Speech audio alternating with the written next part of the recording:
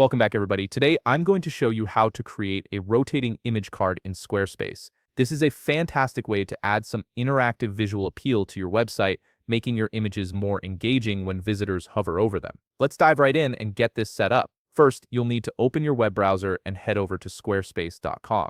Once you're there, go ahead and log into your account using your credentials. This will take you directly to your Squarespace dashboard where you can manage all your websites and their settings. Now that you're on the dashboard, take a look at all your websites and simply click on the one where you want to create the rotating image card effect. This step is important because it ensures you're working on the correct site, especially if you manage multiple websites through your Squarespace account. Once you've selected your website, look over to the left side of your screen where you'll find the main menu. Click on Website to expand the options available under it. From the drop-down menu that appears, click on Pages. This section gives you access to various customization features that control how your website looks and behaves. In the Pages section, locate and click on Custom Code. This is where you'll be able to add special styling and functionality that goes beyond Squarespace's standard features. After clicking Custom Code, you'll see another option called Custom CSS.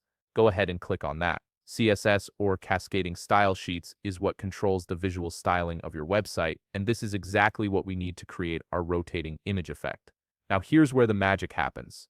I'm going to paste the code right here on screen. Feel free to pause this video at any time so you can copy the code carefully. This specific CSS code is what enables the rotating animation effect on your images when someone hovers their cursor over them. The code tells the browser exactly how the image should rotate, at what speed, and what triggers the animation. Once you've copied the code and pasted it into the custom CSS field, make sure everything looks correct.